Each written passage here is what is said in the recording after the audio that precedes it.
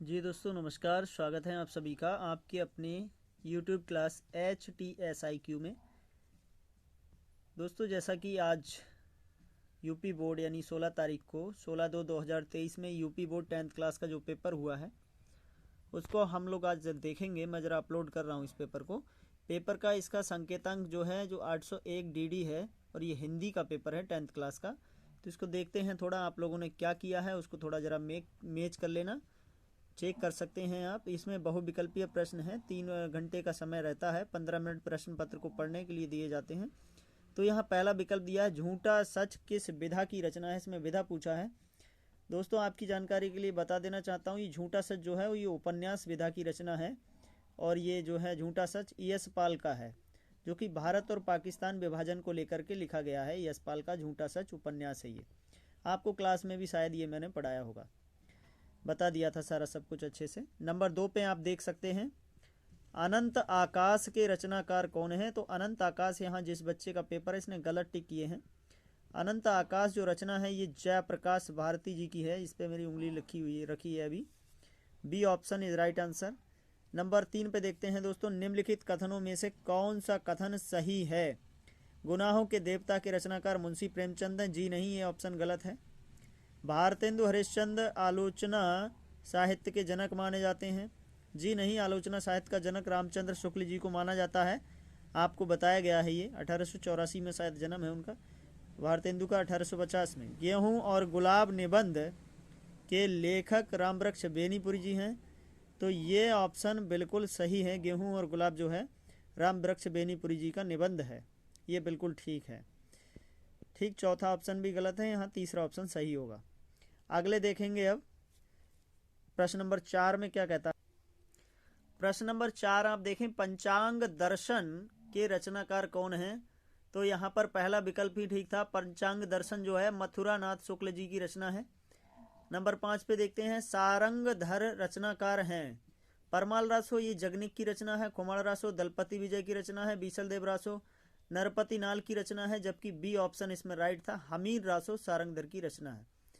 ठीक है दोस्तों, अब देख रहे हैं प्रश्न नंबर 6 को, छायावाद युग की प्रमुख प्रवृत्तियां कौन सी हैं। कुंठा निराशा ये नहीं है। नारी के प्रति परिवर्तित दृष्टिकोण भी नहीं है। रीति ग्रंथों का निर्माण रीति काल का है। तो यहाँ श्रृंगार और वेदना, प्रेम वेदना के लिए जो जाना जाता है वो छायावाद ही जाना जाता है, जिसमें वेदना की कवित्री कही जाती हैं महादेवी वर्मा जी। ओके दोस्तों, क्वेश्चन नंबर 7 को देखते हैं। तो निम्नलिखित में से शुक्लोत्तर युग के कवि या लेखक कौन हैं। शुक्ल उत्तर युग वासुदेव शरण अग्रवाल जी आ जाएंगे। साकेत किस युग की रचना है। साकेत द्विवेदी युग का एक महाकाव्य है जो मैथिली शरण गुप्त द्वारा लिखा गया 1931 में, उसमें 12 सर्ग हैं।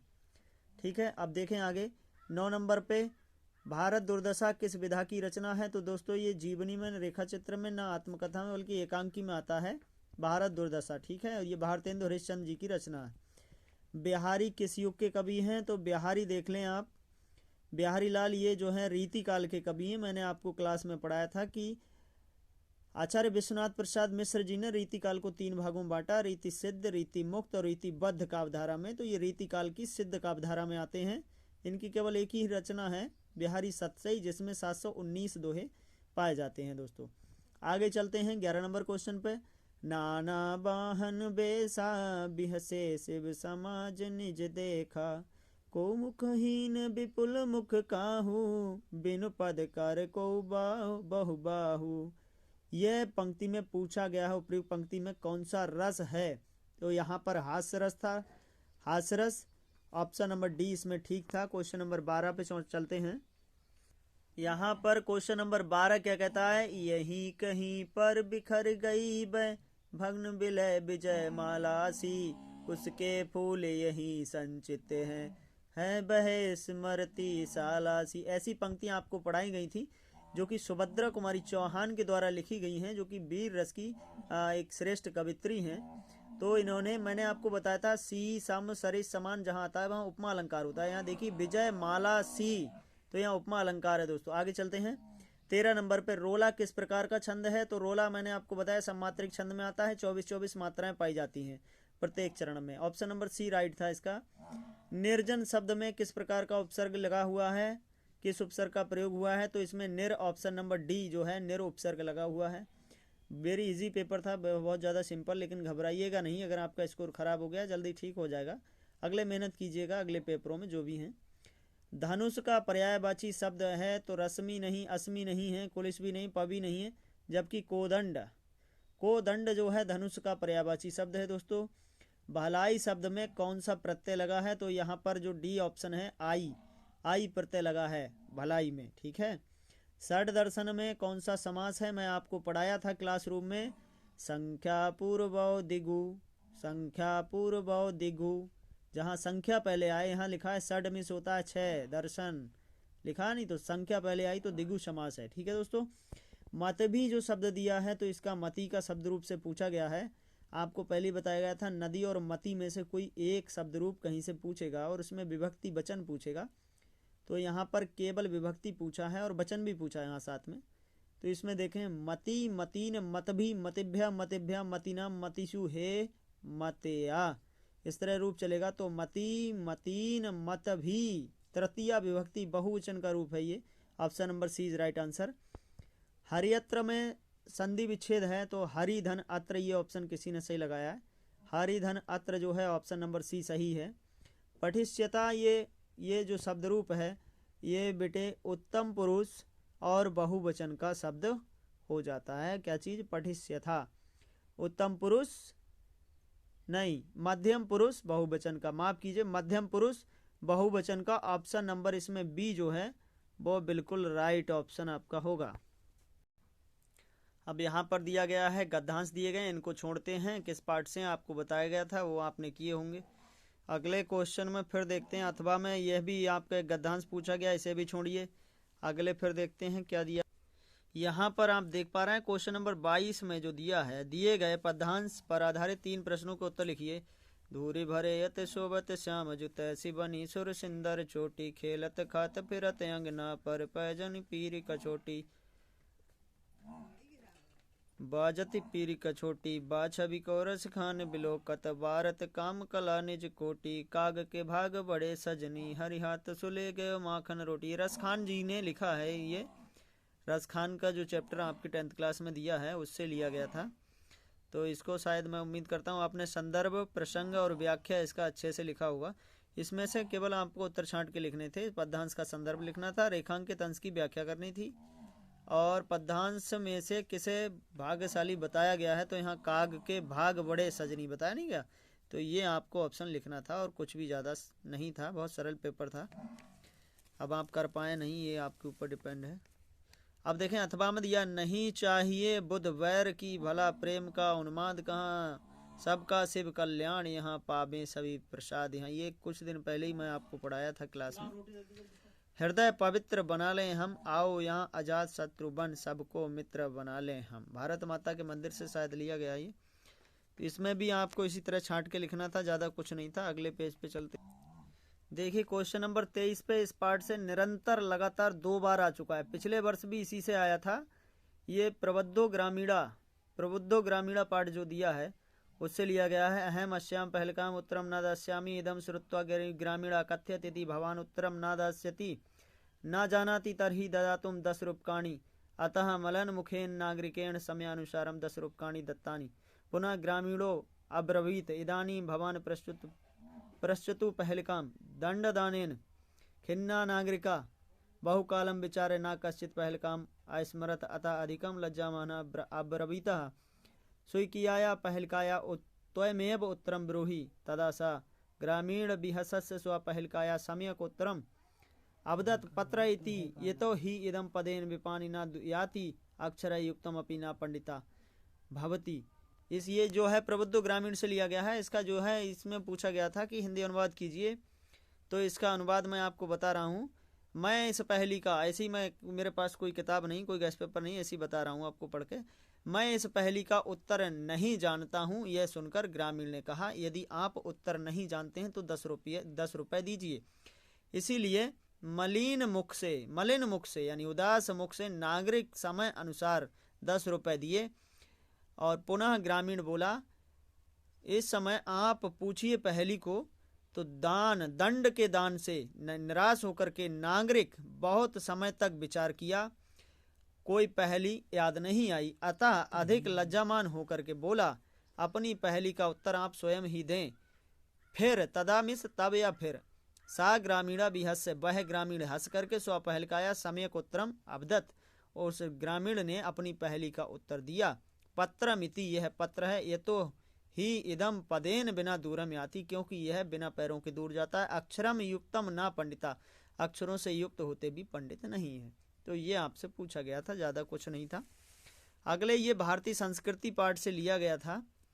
इसमें कह रहे हैं भारतीय संस्कृति तू सर्वेशाम मता अविलंबना संगम स्थली काले काले विविधा विचारा भारतीय संस्कृतो समाहिता, ऐसा संस्कृति समासायिकी संस्कृति अस्या विकासी विविधा नाम जाति नाम संप्रदाय नाम विश्वासा नाम च योगदानम दृश्यते, अतएव अस्माकं भारतीय नाम एका संस्कृति एका च राष्ट्रीयता, सर्वे वयम एकस्यां संस्कृते समुपासिका, एकस्य राष्ट्रस्य च एकस्य राष्ट्रस्य च राष्ट्रीय, यथा भ्रातर परस्परं मिलित्वा सहयोगेन सौहार्देन च परिवारस्य उन्नति कुर्वन्ति, तथैव अस्माभिरपि सहयोगेन सौहार्देन च राष्ट्रम उन्नति कर्तव्या। ऐसा इसमें लिखा था। देखिए, भारतीय संस्कृति तो सभी मतों को मानने वाली संगम स्थली है। समय समय पर विभिन्न विचारकों के द्वारा भारतीय संस्कृति में विभिन्न विचार समाहित होते हैं। ये संस्कृति समसामयिक संस्कृति है। इसके विकास में विभिन्न जातियों, संप्रदायों और विश्वासों का योगदान दिखाई देता है। अतः हमारी भारतीय संस्कृति एक संस्कृति का एक राष्ट्रीय संस्कृति है। सभी ही हम एक होकर के संस्कृत के उपासक और एक ही राष्ट्र के राष्ट्रीयता को प्राप्त हैं। जैसे भाई भाई मिलकर के सहयोग और सौहार्द भाव से परिवार में उन्नति करते हैं, वैसे ही हमारे द्वारा भी सहयोग और सौहार्द भाव से राष्ट्र की उन्नति कर्तव्यमिस करनी चाहिए, ऐसा लिखा था। तो ये भी इजी था, कोई ज़्यादा हार्ड नहीं था, पहले ही पढ़ा चुका हूँ मैं आपको। अगले 24 नंबर पर दिए गए पद्यांश, संस्कृत पद्यांश में से किसी एक संदर्भ सहित अनुवाद कीजिए। मरणम मंगलम यत्र विभूतिश्च विभूषणम कौपीनम यत्र कौशेयम सकाशी केन उपमायते, ऐसा लिखा है। जहाँ मरना भी मंगल होता है, ये काशी पाठ से लिया गया है, प्रयागराज से, ठीक है। और जहाँ मरना भी मंगल है, जहाँ की राख भी आभूषण है, जहाँ पर लंगोट जैसे वस्त्र को धारण किया जाता है, उस काशी की कौन उपमा कर सकता है, या उस काशी की उपमा किससे की जा सकती है। आप देखिए, माता गुरुतरा भूमे खात पित्तोच्चायस्तस्ता, और मना शीघ्र तरम्बातात चिंता बहुतरी तृणात। इसमें कहा गया है कि माता से, यानी कि भूमि से बढ़कर भी माँ होती है, और आकाश से ऊंचा स्थान पिता का होता है, ठीक है। मन से शीघ्र, वायु से शीघ्र चलने वाले की गति जो है वो मन की होती है, और चिंता जो है वो चिता से भी बढ़ के होती है, जला देती है। तो ये चीज़ें आपको लिखी हुई थी, ज़्यादा कुछ हार्ड नहीं था दोस्तों। आगे देखते हैं। यहाँ मैंने आपको बताया था कि मेवाड़ मुकुट ही आपको हल करना है और कुछ भी हल नहीं करना। 2 क्वेश्चन देखिए पूछे गए हैं। मेवाड़ मुकुट खंडकाव्य के आधार पर किसी नारी पात्र की चारित्रिक विशेषताओं को लिखिए, ठीक है। और मेवाड़ मुकुट खंडकाव्य के आधार पर किसी प्रमुख घटना का उल्लेख कीजिए जिससे ने आपको प्रभावित किया हो। तो ये भी बहुत ईजी था, अपनी भाषा में लिखना था, कोई दिक्कत नहीं थी इसमें भी। ये 26 नंबर पे आप देखें कि दिए गए लेखकों में से किसी एक का जीवन परिचय देते हुए उनकी रचनाओं का उल्लेख कीजिए। ये भी बताया। रामचंद्र शुक्ल मैंने आपको बताया था इम्पोर्टेंट है, राजेंद्र प्रसाद इम्पोर्टेंट है, ऐसा बताया था मैंने आपको। और अगले देखेंगे, दिए गए कवियों में से किसी एक का जीवन परिचय देते हुए किसी एक की रचना लिखिए। देखिए, सूरदास पहली बताया था मैंने, सुमित्रानंदन पंत बताया था, महादेवी वर्मा में से 3 में से आपका कुछ याद नहीं होगा तो सूरदास तो आना ही आना है, ये तो फंसा ही है, ठीक है। अच्छा, एक श्लोक मैं आपको पहले बता चुका था अपनी पाठ्यपुस्तक से, कोई 2 श्लोक याद करके जाना, इसमें एक आपका फंसे ताकि आपकी किताब में ना हो, ठीक है, प्रश्न पत्र में ना हो, वो आपको करना था। तो एक इसमें आपने 2 करके गए होंगे, 1 किया होगा। आगे देखें, ये कुछ प्रश्न है। दारुशुको वाराणसी आगत्य के माकरोत तो वेदानाम च अध्ययनम आकरोत। गीताया का संदेशा, गीता में कौन सा संदेश दिया है, तो आत्मा अजर अमर है, ऐसा भी संदेश दिया गया है।